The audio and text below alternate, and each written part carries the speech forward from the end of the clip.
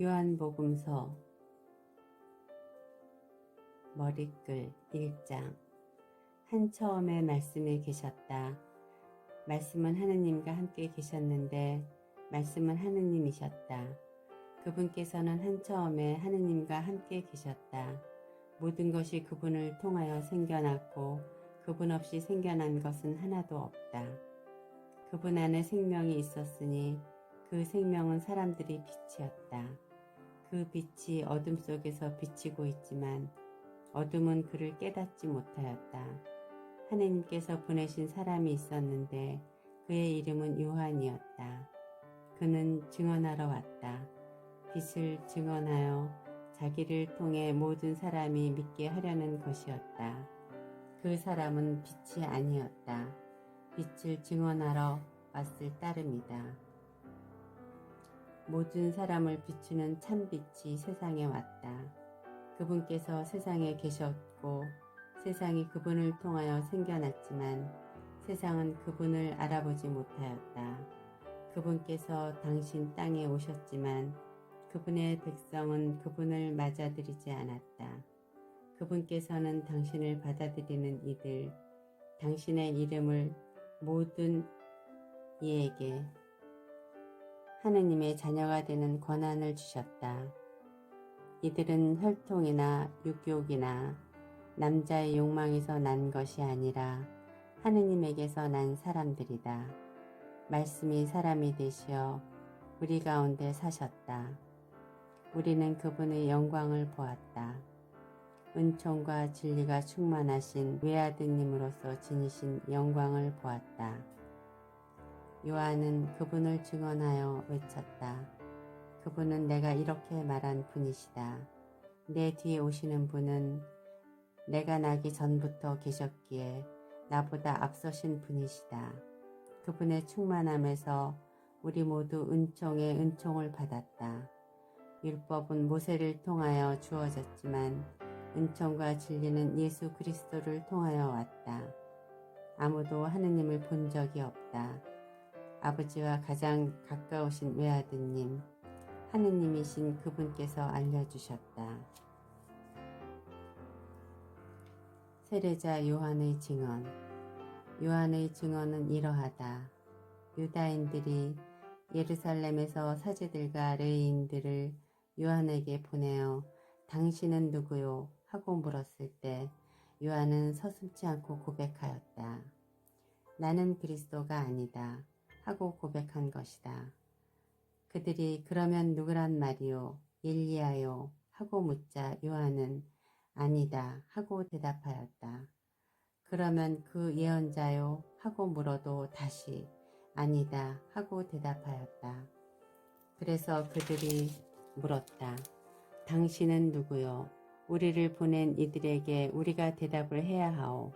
당신은 자신을 무엇이라고 말하는 것이요? 요한이 말하였다. 나는 이사야 예언자가 말한 대로 너희는 주님의 길을 곧게 내어라 하고 광야에서 외치는 이의 소리다. 그들은 바리사이들이 보낸 사람들이었다. 이들이 요한에게 물었다. 당신이 그리스도도 아니고 엘리야도 아니고 그 예언자도 아니라면 세례는 왜 주는 것이요? 그러자 요한이 그들에게 대답하였다. 나는 물로 세례를 준다. 그런데 너희 가운데에는 너희가 모르는 분이 서 계신다. 내 뒤에 오시는 분이신데 나는 그분의 신발끈을 풀어드리기에도 합당하지 않다. 이는 요한이 세례를 주던 요르단강 건너편의 베타니아에서 일어난 일이다. 하느님의 어린 양. 이튿날 요한은 예수님께서 자기 쪽으로 오시는 것을 보고 말하였다. 보라, 세상의 죄를 없애시는 하느님의 어린 양이시다. 저분은 내 뒤에 한 분이 오시는데 내가 나기 전부터 계셨기에 나보다 앞서신 분이시다. 하고 내가 전에 말한 분이시다. 나도 저분을 알지 못하였다. 내가 와서 물로 세례를 준 것은 저분께서 이스라엘에 알려지시게 하려는 것이었다. 요한은 또 증언하였다. 나는 성령께서 비둘기처럼 하늘에서 내려오시어 저분 위에 머무르시는 것을 보았다. 나도 저분을 알지 못하였다. 그러나 물로 세례를 주라고 나를 보내신 그분께서 나에게 일러주셨다. 성령이 내려와 어떤 분 위에 머무르시는 것을 내가 볼 터인데 바로 그분이 성령으로 세례를 주시는 분이시다. 과연 나는 보았다. 그래서 저분이 하느님의 아드님이시라고 내가 증언하였다. 첫 제자들. 이튿날 요한이 자기 제자 두 사람과 함께 그곳에 다시 서 있다가 예수님께서 지나가시는 것을 눈여겨보며 말하였다. 보라, 하느님의 어린 양이시다. 그 두 제자는 요한이 말하는 것을 듣고 예수님을 따라갔다. 예수님께서 돌아서시어 그들이 따라오는 것을 보시고 무엇을 찾느냐 하고 물으시자 그들이 랍비, 어디에 묵고 계십니까? 하고 말하였다. 랍비는 번역하면 스승님이라는 말이다. 예수님께서 그들에게 와서 보아라 하시니 그들이 함께가 예수님께서 묵으시는 곳을 보고 그날 그분과 함께 묵었다. 때는 오후 4시쯤이었다. 요한의 말을 듣고 예수님을 따라간 두 사람 가운데 하나는 시몬 베드로의 동생 안드레아였다. 그는 먼저 자기 형 시몬을 만나 우리는 메시아를 만났소 하고 말하였다. 메시아는 번역하면 그리스도이다. 그가 시몬을 예수님께 데려가자 예수님께서 시몬을 눈여겨보며 이르셨다. 너는 요한의 아들 시몬이구나. 앞으로 너는 케파라고 불릴 것이다. 케파는 베드로라고 번역되는 말이다.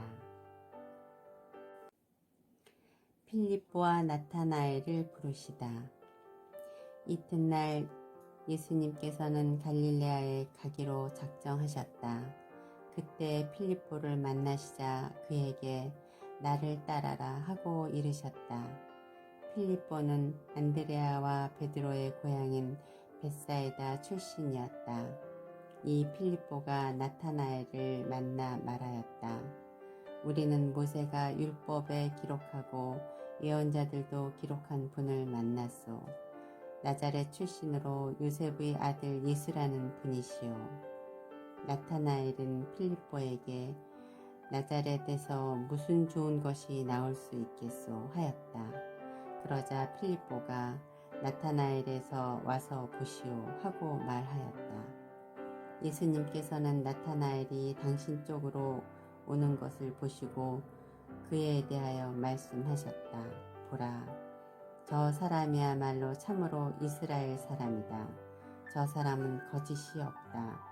나타나엘이 예수님께 저를 어떻게 아십니까? 하고 물으니 예수님께서 그에게 필립보가 너를 부르기 전에 내가 무화과 나무 아래에 있는 것을 내가 보았다 하고 대답하셨다.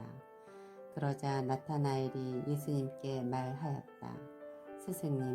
스승님은 하느님의 아드님이십니다. 이스라엘의 임금님이십니다. 예수님께서 나타나엘에게 이르셨다. 내가 무화과 나무 아래에 있는 것을 보았다고 해서 나를 믿느냐? 앞으로 그보다 더 큰 일을 보게 될 것이다. 이어서 그에게 또 말씀하셨다. 내가 진실로 너희에게 말한다. 너희는 하늘이 열리고 하느님의 천사들이 사람의 아들 위에서 오르내리는 것을 보게 될 것이다. 2장 카나의 혼인잔치. 사흘째 되는 날 갈릴레아 카나에서 혼인잔치가 있었는데 예수님의 어머니도 거기에 계셨다. 예수님도 제자들과 함께 그 혼인잔치에 초대를 받으셨다. 그런데 포도주가 떨어지자 예수님의 어머니가 예수님께 포도주가 없구나 하였다. 예수님께서 어머니에게 말씀하셨다. 여인이시여, 저에게 무엇을 바라십니까? 아직 저희 때가 오지 않았습니다. 그분의 어머니는 일꾼들에게 무엇이든지 그가 시키는 대로 하여라 하고 말하였다. 거기에는 유다인들이 정결례에 쓰는 돌로 된 물독 6개가 놓여 있었는데 모두 두세 동이들이었다. 예수님께서 일꾼들에게 물독에 물을 채워라 하고 말씀하셨다. 그들이 물독마다 가득 채우자 예수님께서 그들에게 다시 이제는 그것을 퍼서 과방장에다 날라다 주어라 하셨다. 그들은 곧 그것을 날라갔다. 과방장은 포도주가 된 물을 맛보고 그것이 어디에서 났는지 알지 못하였지만 물을 퍼간 일꾼들은 알고 있었다. 그래서 과방장이 신랑을 불러 그에게 말하였다. 누구든지 먼저 좋은 포도주를 내놓고 손님들이 취하면 그보다 못한 것을 내놓는데 지금까지 좋은 포도주를 남겨두셨군요. 이렇게 예수님께서는 처음으로 갈릴레아 카나에서 표징을 일으키시어 당신의 영광을 드러내셨다. 그리하여 제자들은 예수님을 믿게 되었다. 그 뒤에 예수님께서는 어머니와 형제들과 제자들과 함께 카파르나움으로 내려가셨다. 그러나 그곳에 여러 날 머무르지는 않으셨다. 성전을 정화하시다. 유다인들이 파스카 축제가 가까워지자 예수님께서는 예루살렘에 올라가셨다.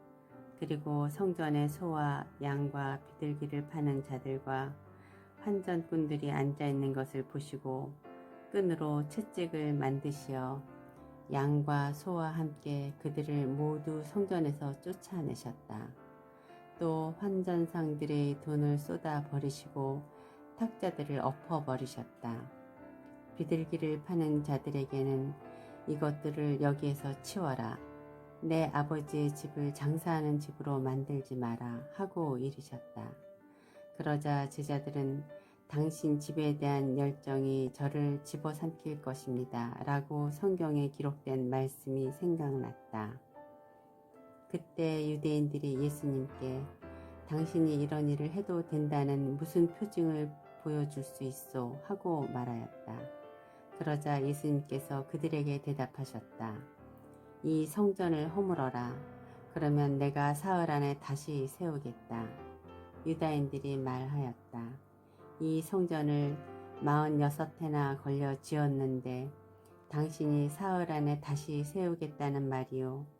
그러나 그분께서 성전이라고 하신 것은 당신 몸을 두고 하신 말씀이었다.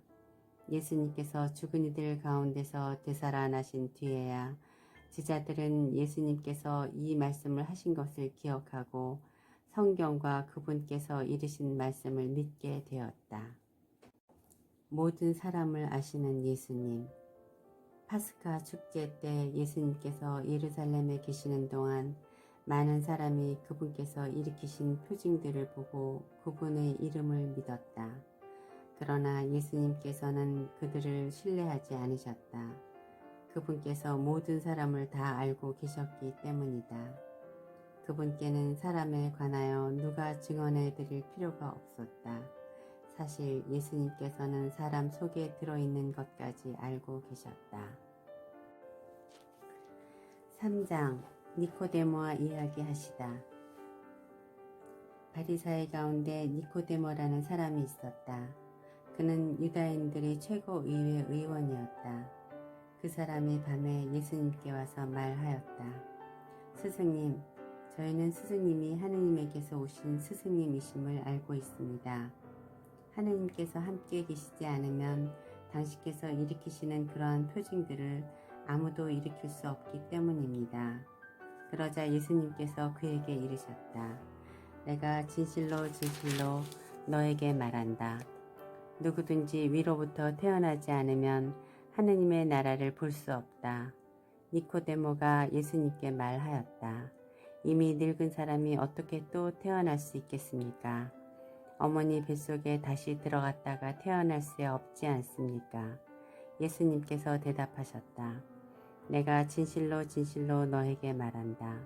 누구든지 물과 성령으로 태어나지 않으면 하느님 나라에 들어갈 수 없다.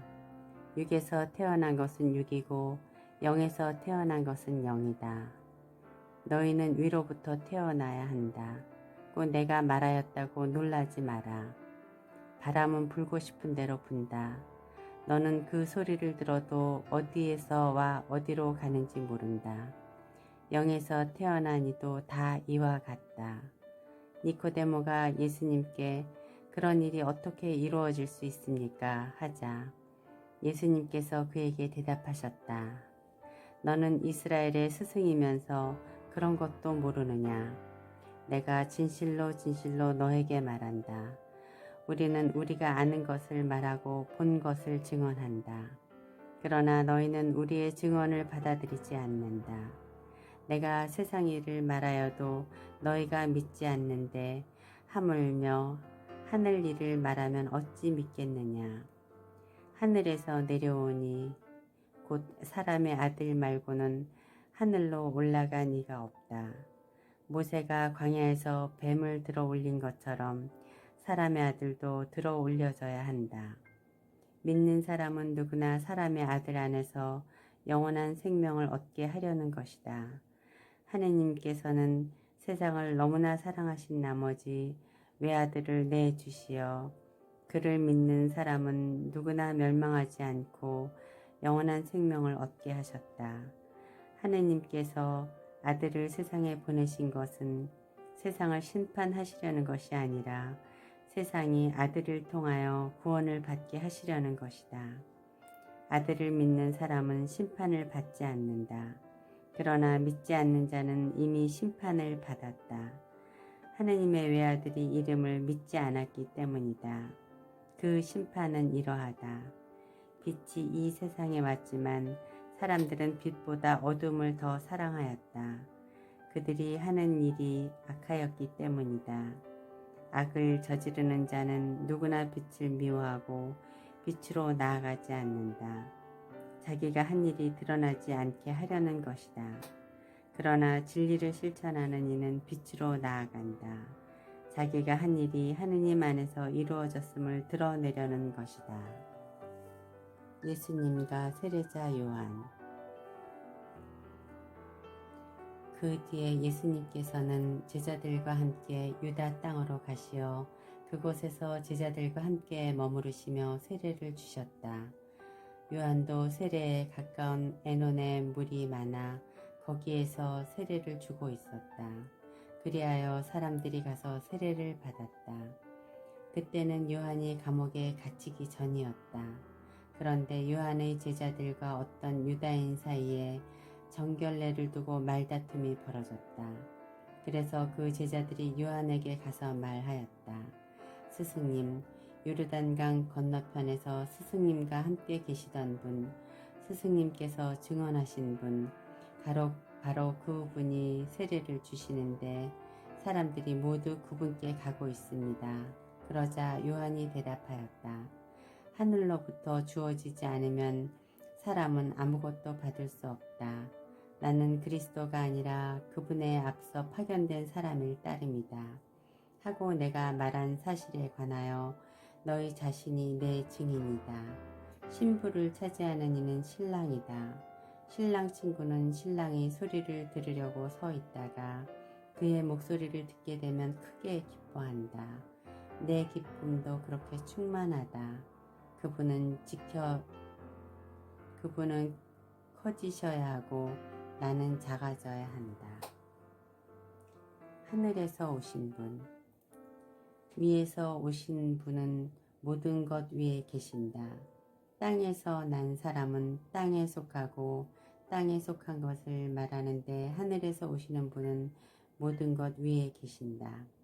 그분께서는 친히 보고 들으신 것을 증언하신다. 그러나 아무도 그분의 증언을 받아들이지 않는다.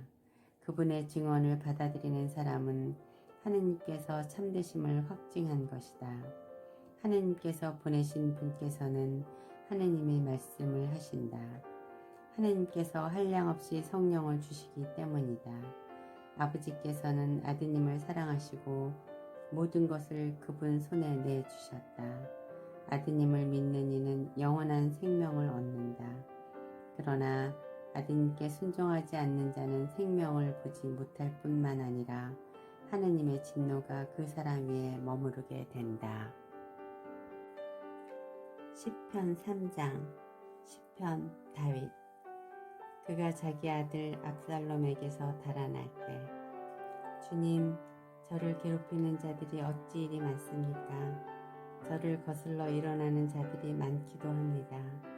하느님께서 저자를 구원하실성 싶으냐? 저를 빈정대는 자들이 많기도 합니다. 그러나 주님, 당신은 저를 에워싼 방패, 저의 영광, 저의 머리를 들어 올려주시는 분이십니다. 내가 큰 소리로 주님께 부르짖으면 당신의 거룩한 산에서 응답해 주시네. 나 자리에 누워 잠들었다 깨어남은 주님께서 나를 받쳐주시기 때문이니 나를 거슬러 둘러선 수많은 무리 앞에서도 나는 두려워하지 않으리라. 일어나소서 주님, 저를 구하소서 저의 하느님. 정녕 당신께서는 제 모든 원수들이 턱을 치시고 악인들의 일을 부수십니다. 주님께만 구원이 있습니다. 당신 백성 위에 당신의 복을 내려주소서.